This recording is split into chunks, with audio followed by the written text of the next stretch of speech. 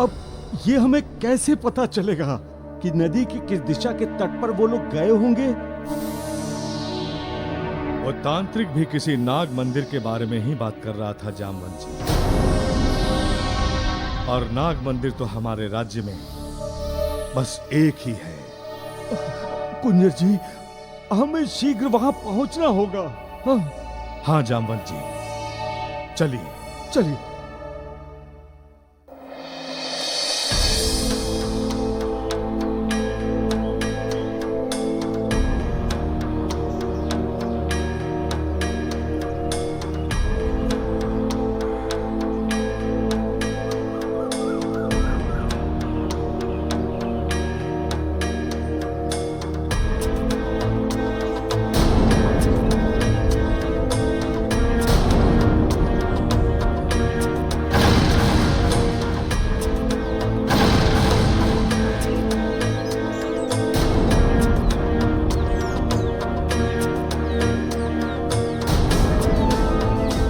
कुंजर जी, ये अपनी पुत्री अंजन प्रदेश की महारानी अंजना नहीं है।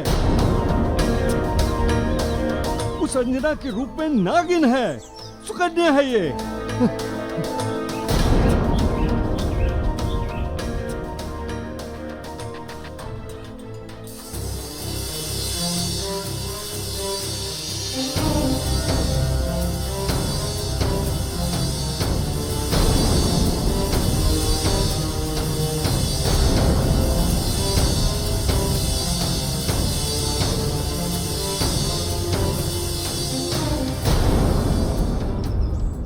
पिताश्री, बस बस।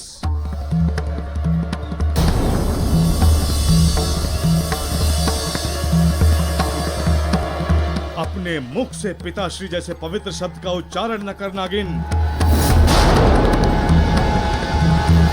अब तुम हमें और अधिक नहीं छल सकती, क्योंकि हमें तुम्हारी सच्चाई का पता चल गया है।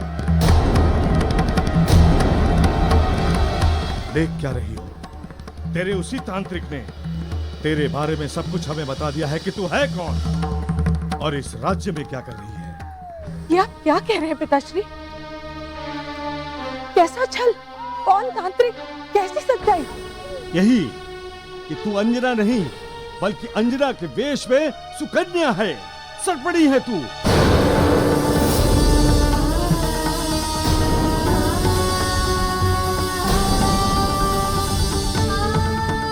नहीं, ये आप क्या कह रहे हैं? मैं अंजना हूँ पिताश्री। झूठ, पूरा झूठ। अब भी सच सच बता दे सरपिड़ी कि तूने हमारे पुत्र केसरी को कहां छुपा के रखा है।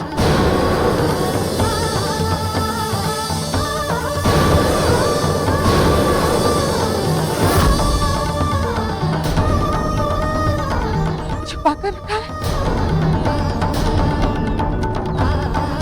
कहाँ है मेरे स्वामी? बताइए पिताश्री। महाबली काका, मैं तो अभी अभी दारुण से आई हूँ।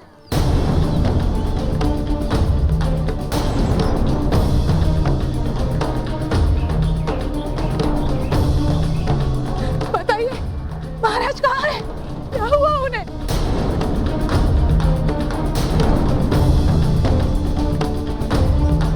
उत्तर दीजिए। अंजना, पुत्री,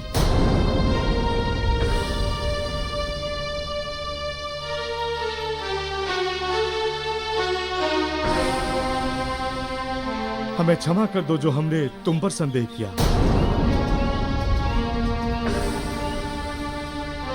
वो हुआ कुछ ऐसा कि तुम्हारे ही वेश में वो सर्पिणी कन्या सुकन्या राजमहल में प्रवेश कर गई।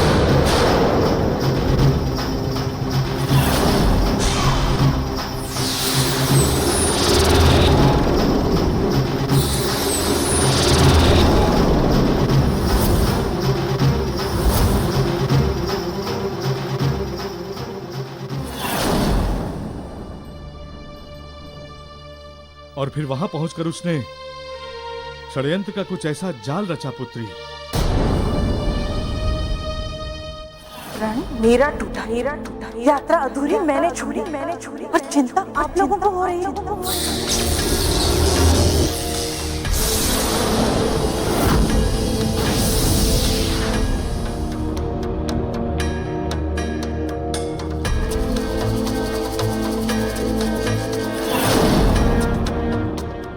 इस समय भी पुत्र केसरी को लेकर वो नाग मंदिर में नाग शक्ति यज्ञ करने गई है पुत्री।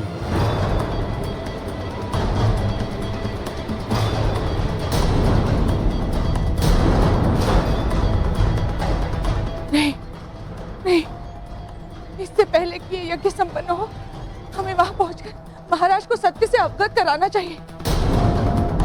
चलिए पिताश्री, आइए।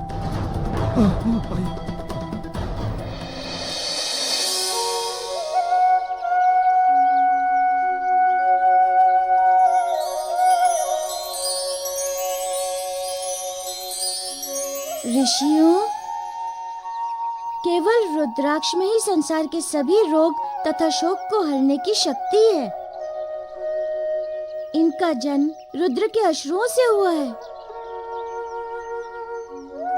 उन स्वयंभू के अश्रुओं से जो देवों के देव महादेव हैं।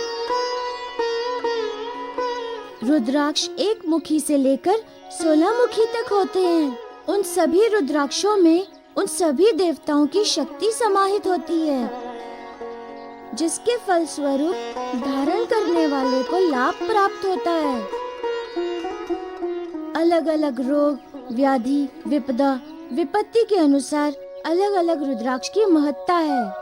भला वो कैसे प्रभु? जैसे यदि किसी को त्वचा संबंधित रोग हो जाए तो उसे 12 मुखी रुद्राक्ष धारण करना चाहिए, क्योंकि इसमें सूर्य देव का वास है। जो भी इसे धारण करेगा उसे त्वचा संबंधित रोग कभी नहीं होगा। तथा जब मनुष्य 1 से लेकर 16 मुखी रुद्राक्षों को मिलाकर एक माला बनाकर धारण करेगा तो उसे किसी भी प्रकार का रोग अथवा शोक इत्यादि का प्रकोप नहीं होगा। हे कपिश्रेष्ठ, इस रुद्राक्ष को धारण करने का कोई मंत्र भी है? हाँ, मंत्र है। तो कृपा करके हम सभी को इस विषय में ज्ञान प्रदान करें प्रभु। रुद्राक्ष को धारण करने का अर्थ है सुरक्षा कवच को धारण करना, तथा किसी भी सुरक्षा कवच को धारण करने से पूर्व उसके विशेष मंत्र का पाठ अवश्य करना चाहिए। तभी वे सुरक्षा कवच द्रुत गति से प्राणी के शरीर पर प्रभावी पड़ते हैं। तथा इन विभिन्न मुखी रुद्राक्षों को धारण करने के अलग अलग मंत्र हैं, जो इस प्रकार हैं। एक मुखी रुद्राक्ष का मंत्र है ओम ह्रीम नमः। 2 मुखी रुद्राक्ष धारण करने से पूर्व ओम नमः का पाठ करना चाहिए। 3 मुखी रुद्राक्ष धारण करने का मंत्र है ओम क्लीम नमः। 4 मुखी के लिए ओम ह्रीम नमः मंत्र है। 6 मुखी रुद्राक्ष धारण करने का मंत्र है ओम ह्रीम हूम नमः। 12 मुखी रुद्राक्ष का मंत्र है ओम क्रोम क्षौण रौन नमः। 13 मुखी के लिए है ओम ह्रीम नमः। तथा 14, 15 एवं 16 मुखी रुद्राक्ष धारण करने का मंत्र है ओम नमः। जिस मुख का रुद्राक्ष धारण किया जा रहा हो उसके अनुसार मंत्र का पाठ अवश्य कर लेना चाहिए, ताकि उसकी शक्ति द्विगुणित हो जाए। इस प्रकार मैंने आप सबको रुद्राक्ष की महिमा तथा उसे धारण करने की विधि को बता दिया। अब इस ज्ञान को संसार में वितरित कीजिए तथा संसार को कल्याण का भागी बनाइए। हे कपीश्वर, आपने हम सभी को रुद्राक्ष धारण करने के विषय में ज्ञान प्रदान करके कृतार्थ किया है। आप धन्य हैं प्रभु, आप धन्य हैं। भगवान, अब हम इनका प्रचार प्रसार पूरे मनोयोग से करेंगे, ताकि प्राणियों को इनका भरपूर लाभ प्राप्त हो सके तथा प्राणी अपना स्वास्थ्य धन अक्षुण्ण रख सके। आप लोगों की इच्छा एवं तत्परता देखकर मुझे प्रसन्नता हुई ऋषिगण। अच्छा, अब मुझे आज्ञा दीजिए।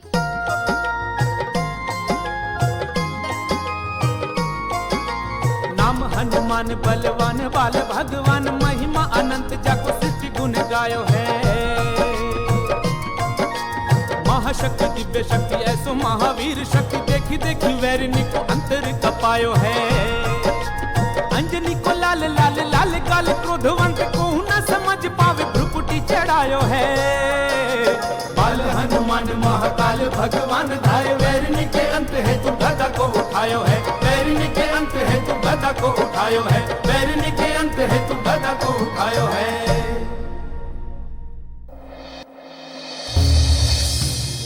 सुकन्या, कुंजर और जामवंत ने मेरी ये दुर्गति की है।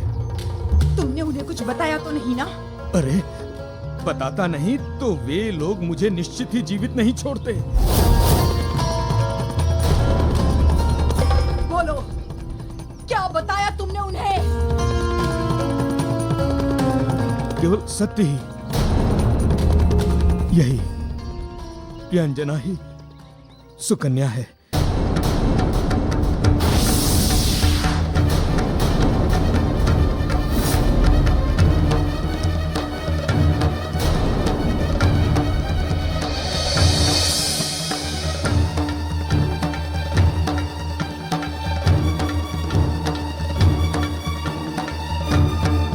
महाबली काका, नाग मंदिर और कितनी दूर है? अब बस थोड़ी दूर है पुत्री, धीरज धरो। हाँ,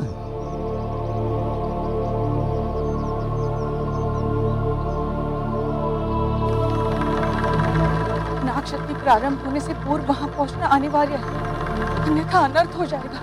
पहुंच जाएगा पुत्री, धीरज धरो, धैर्य रखो। मुझे क्षमा करो सुकन्या, मैं तुम्हारा ये यज्ञ पूर्ण नहीं करा सकता, क्योंकि जब वो यहाँ आकर मुझे देखेंगे तो निश्चित ही मुझे जीवित नहीं छोड़ेंगे। वो दोनों तुम्हारा कुछ भी नहीं बिगाड़ पाएंगे। यदि वे दोनों यहाँ आ गए तो मैं उनका अंत कर दूंगी, और यदि तुमने ये यज्ञ नहीं किया तो मैं तुम्हारा भी अंत कर दूंगी।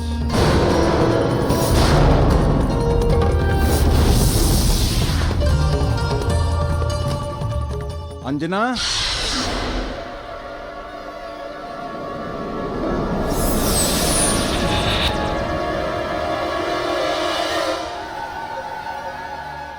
क्या बात है देवी अंजना, यज्ञ में इतना विलंब क्यों हो रहा है?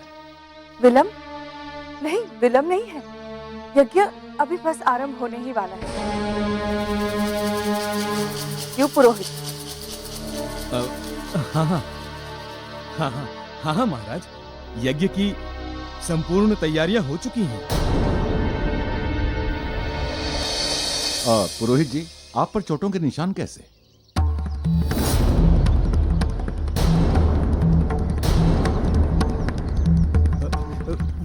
वो बस वो आते हुए मार्ग में गिर गए। हाँ, जी हाँ। महाराज, आप चलिए, यज्ञ की वेदी पर बैठिए, मैं अभी आती हूँ।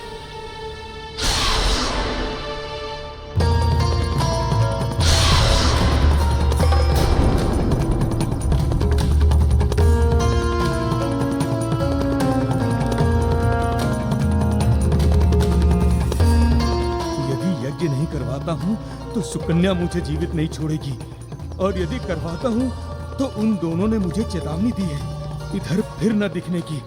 क्या करूँ क्या ना करूँ? जय बजरंग बली, जय बजरंग बली, जय बजरंग बली। गुरु सूर्यदेव की आज्ञा अनुसार अब तक मैंने 5 निधियों यथा कच्छप निधि, शंख निधि, गौ निधि, रत्न निधि एवं स्वास्थ्य निधि को तो प्राप्त कर लिया है। अब मुझे छठी निधि को प्राप्त करना है।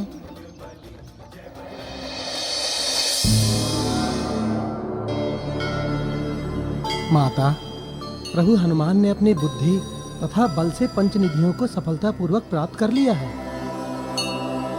अब केवल 4 निधियां शेष रह गई हैं। माता, वो छठी निधि कौन सी है जिसे प्रभु हनुमान को प्राप्त करना है? देव कुबेर, छठी निधि है संतान निधि, और ये समस्त निधियों में सबसे महत्वपूर्ण है। इस निधि से मनुष्य तथा देवताओं के भाग्य में संतान निर्धारण होती है। और किसी भी मनुष्य के जीवन में संतान की बड़ी महत्वपूर्णता होती है देव कुबेर। वो कैसे माता? देव कुबेर, संतान से मनुष्य का वंश चलता है तथा काया त्याग करने के पश्चात सदियों तक अमर रहता है तथा अमरता की प्राप्ति ही सच्चा सुख भी है और सच्चा धन भी। यद्यपि किसी भी मनुष्य के लिए इस निधि को प्राप्त करना ना ही तो सरल है और ना ही उसके वश में है। इसीलिए हनुमान को इस निधि को प्राप्त करना दुष्कर होगा देव कुबेर।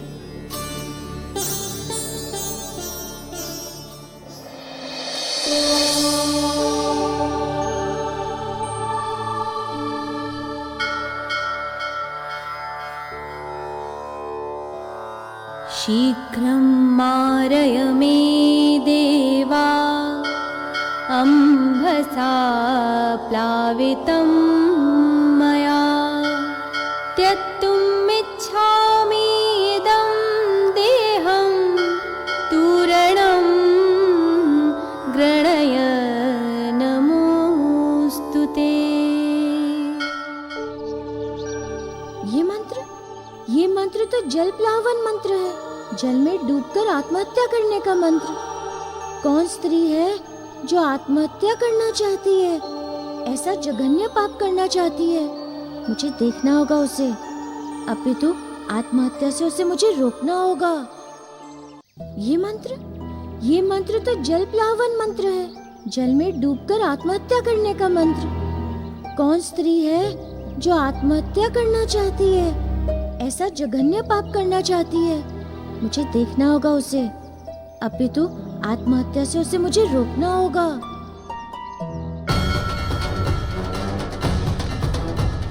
शीघ्रं मारय मे देवा अम्भसा प्लावितं मया त्यक्तुमिच्छाम्यहं देहं तूर्णं गृणय नमोऽस्तु ते। शीघ्रं मारय मे देवा अम्भसा प्लावितं मया त्यक्तुमिच्छाम्यहं देहं तूर्णं गृणय नमोऽस्तु ते। शीघ्रं मारय मे देवा अम्भसा प्लावितं मया त्यक्तुमिच्छाम्यहं देहं तूर्णं गृणय नमोऽस्तु ते।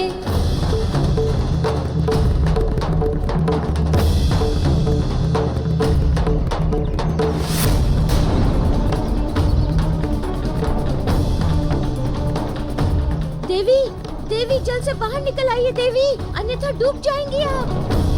देवी, आप जो कर रही हैं वो आत्महत्या करने का प्रयास है, जिसे शास्त्रों ने पाप की श्रेणी में रखा है। आप बाहर आ जाइए देवी, आप बाहर आ जाइए।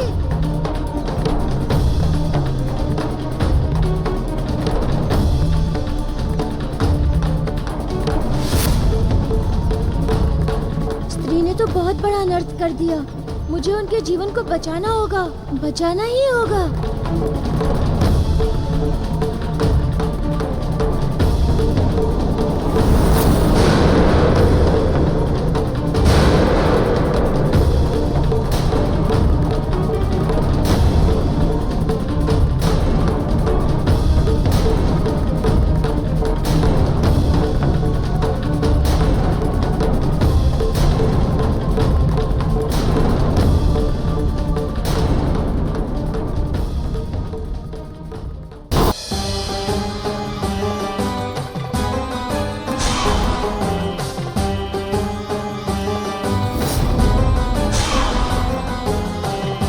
महाराज, अब आप दोनों पति पत्नी के समान अपने अपने अंग वस्त्रों में एक साथ गांठ बांध लीजिए।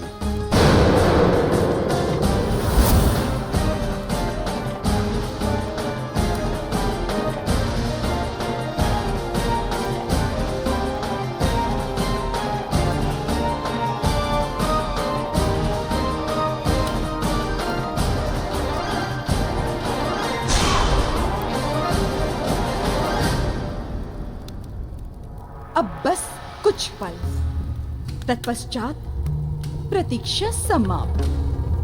केसरी को पाने की व्याकुलता, अधीरता तिरोहित।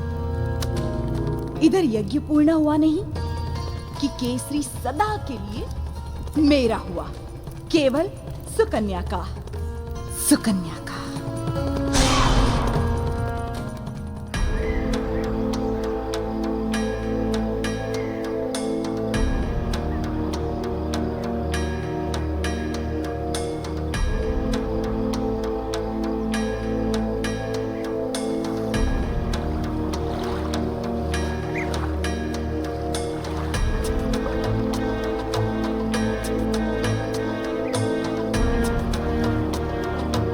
नदी तो आ गई, किंतु मंदिर कहाँ है? उस पार है पुत्री। हमें तैर कर जाना होगा वहां पर। हाँ हाँ पुत्री, शीघ्र चलो। आओ।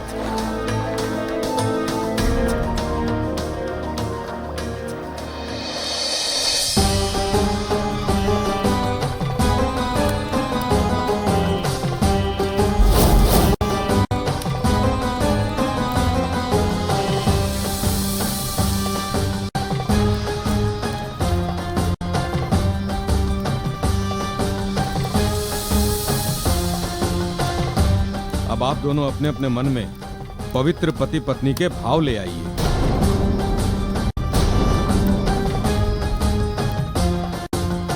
पुरोहित जी, जो पति पत्नी होते हैं उन्हें भाव की आवश्यकता नहीं होती। उनके अंतः में भाव की धारा निरंतर निबाध निर्झर बहती रहती है।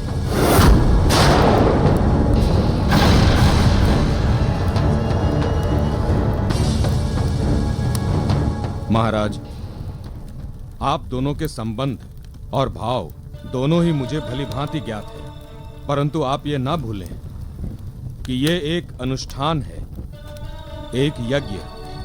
यहां ऐसे कहने और करने दोनों की बाध्यता है। अब आप दोनों के हाथ में जो चावल है वो आप दोनों इन नागों पे चढ़ा दीजिए।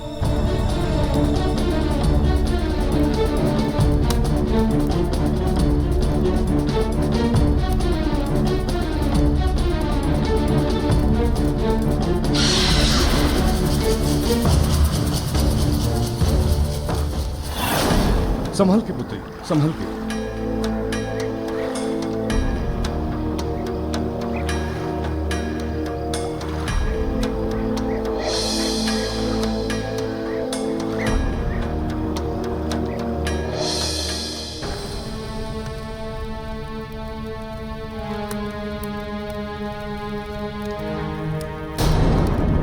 महाराज, अब आप नाग देवता का ध्यान करते हुए इस सिंदूर को महारानी अंजना के मांग में भर दीजिए।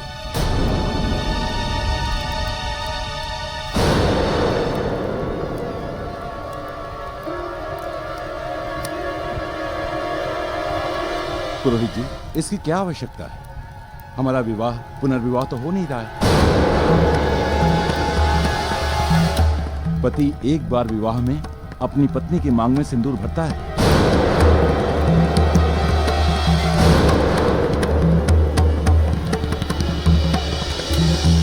महाराज, इस यज्ञ में ऐसा करना इसीलिए अनिवार्य है क्योंकि ऐसा करने से हम दोनों का भाग्य सदा सदा के लिए साथ जुड़ जाएगा।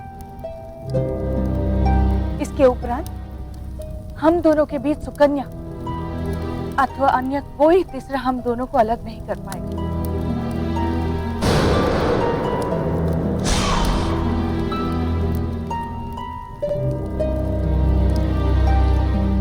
देवी, यदि तुम्हारी इच्छा है, मैं तुम्हारी इच्छाओं की प्रसन्नता के लिए जो कार्य मुझे उचित नहीं लग रहा है, जिससे मैं सहमत नहीं हूं, वो भी मैं करूंगा।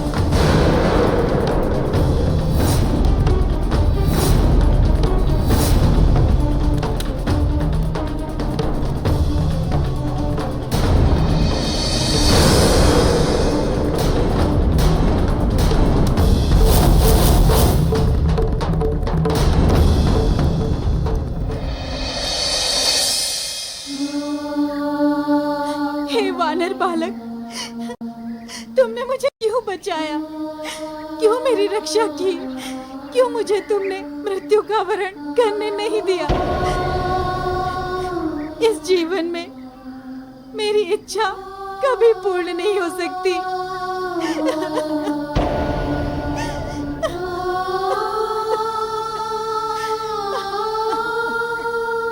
ऐसी कौन सी इच्छा है माता जो इस युग में कभी पूर्ण ही नहीं हो सकती?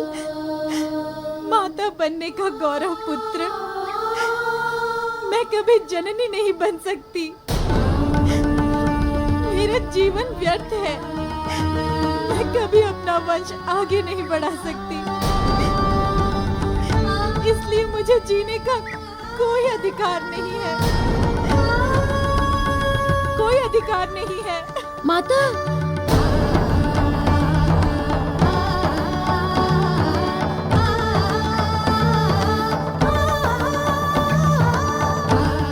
माता नहीं बनने का अर्थ मृत्यु का वरण नहीं है। मृत्यु इस समस्या का समाधान नहीं है। बहुत सी ऐसी स्त्रियां हैं इस संसार में जो माता नहीं बन पाती हैं। तो क्या सबको अपने प्राण गंवा देने चाहिए? आइए चलिए, अपने गृह चलिए।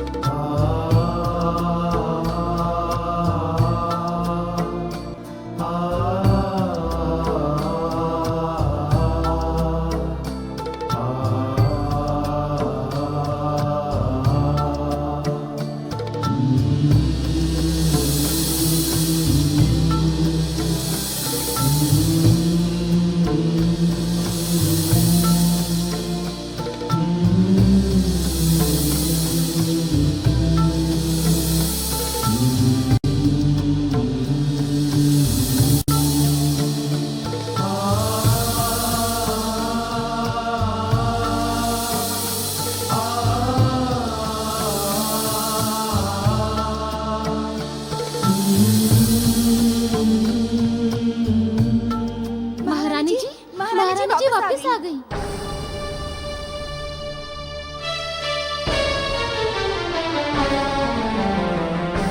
माता, आप इस राज्य की महारानी हैं और आपने मुझे बताया तक नहीं। पुत्र, मैं महारानी बनने से पहले एक स्त्री हूँ, और वो भी एक बांझ स्त्री। जो स्त्री अपने कोख में संतान धारण ना कर सके, वो महारानी हो या नौकरानी, इसमें अंतर क्या है? देवी,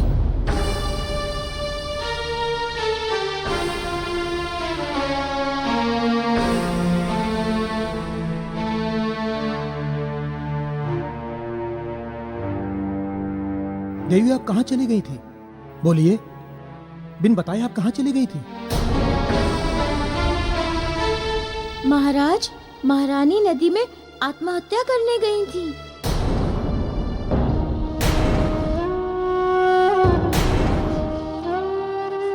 यदि मैं समय पर नहीं पहुंचता तो आज माता अभी संसार में नहीं होती।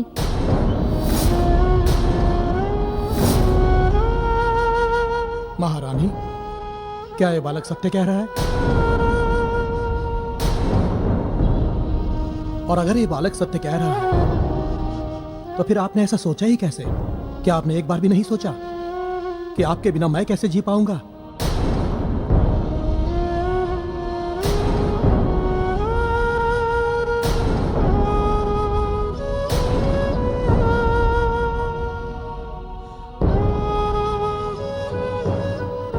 आइए,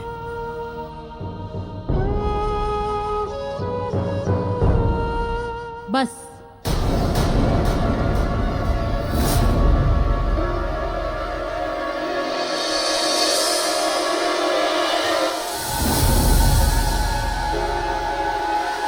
वहीं रुक जा, एक पग भी आगे और मत बढ़ाना।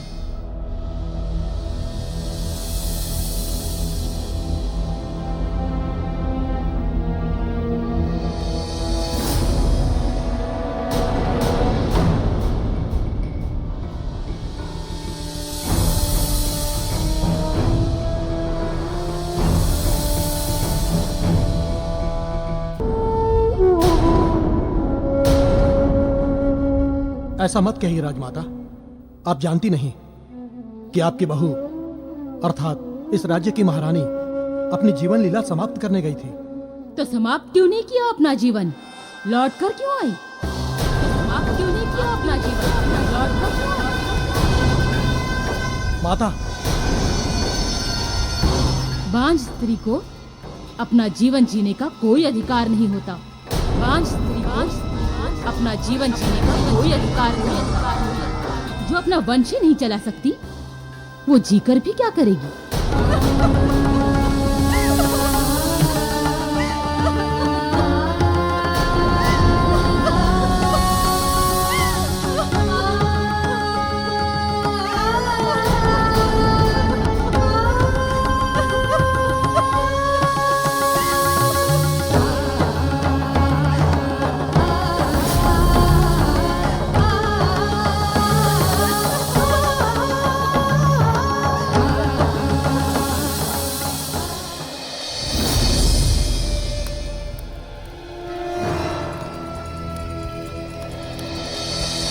कौन हो तुम? और हमारे इस कार्य में व्यवधान करने का साहस कैसे किया तुमने? महाराज, मैं अंजना हूँ, आपकी अर्धांगिनी, आपके चरणों की दासी अंजना। महाराज, ये झूठ बोल रही है। अंजना के भेष में ये सुकन्या है, सुकन्या।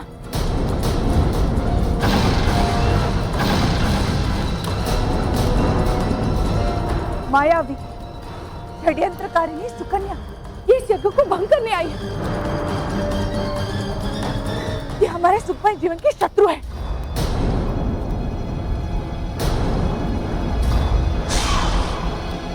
नहीं पुत्र केसरी, इस ठगनी की बातों पर विश्वास मत करना।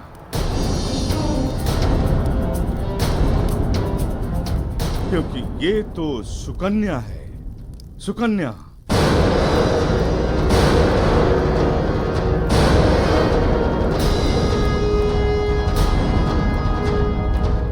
हाँ पुत्र, और ये है तुम्हारी वास्तविक पत्नी पुत्री अंजना, जो अभी अभी दारुण वन की यात्रा करके लौटी है। मैं सच कह रहा हूं पुत्र।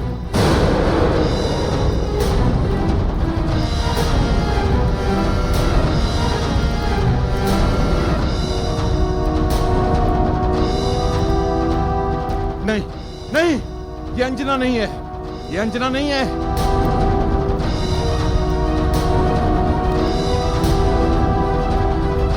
मेरी पत्नी अंजना तो ये है, मेरी पत्नी अंजना तो ये है। नहीं महाराज, नहीं, ये आपकी पत्नी अंजना नहीं, अपितु सुकन्या है, नागिन सुकन्या। क्यों मानूं आपकी बात को? क्या प्रमाण है आपके पास? सबसे बड़ा प्रमाण तो यह है महाराज कि आपकी पत्नी कभी भी धार्मिक अनुष्ठान को नहीं छोड़ती।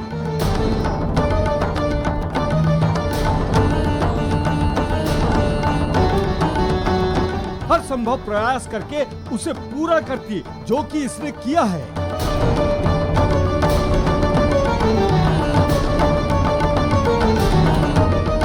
महाराज, ये सब आपको बरगला रहे हैं। इन पर विश्वास मत कीजिए, मत कीजिए इन पर विश्वास।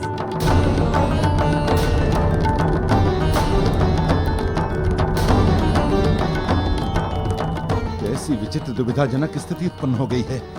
मेरी समझ में नहीं आ रहा है कि किस पर विश्वास करूं, किस पर नहीं करूं।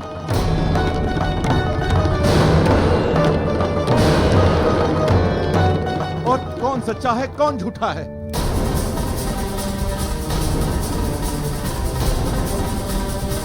इसमें पता करने वाली क्या बात है महाराज? जो सत्य है वो पहले से आपके साथ है, और जो झूठ है वो अभी अभी आई है।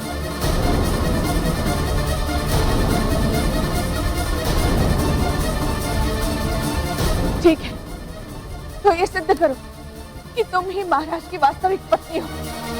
सत्य को सिद्ध करने की आवश्यकता नहीं होती मूर्ख स्त्री।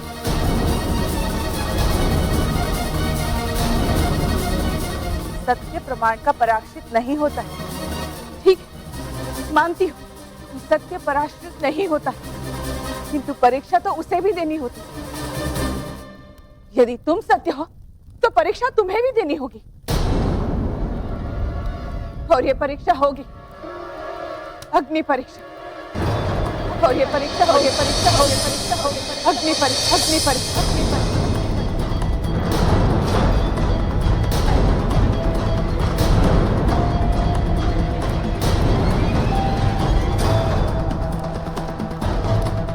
जहां सच को आंच तक नहीं आएगी और झूठ जलकर भस्म हो जाएगी। बोलो, तैयार हो?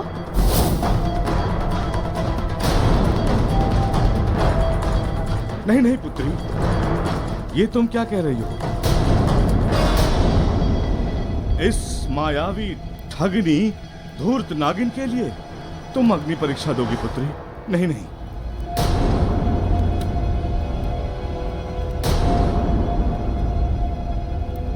हाँ पिताश्री, ये परीक्षा मैं दूंगी, क्योंकि मुझे पूर्ण विश्वास है कि अग्नि मेरा रत्ती भर भी आहित नहीं कर सकती, क्योंकि मैं एक सच्ची पतिव्रता स्त्री हूं। भय तो उसे लगना चाहिए तो झूठ है। झूठ तो तुम बोल रहे। कौन झूठा है और कौन सच्चा, इसका निर्णय तो अग्निदेव की प्रचंड ज्वाला ही करे।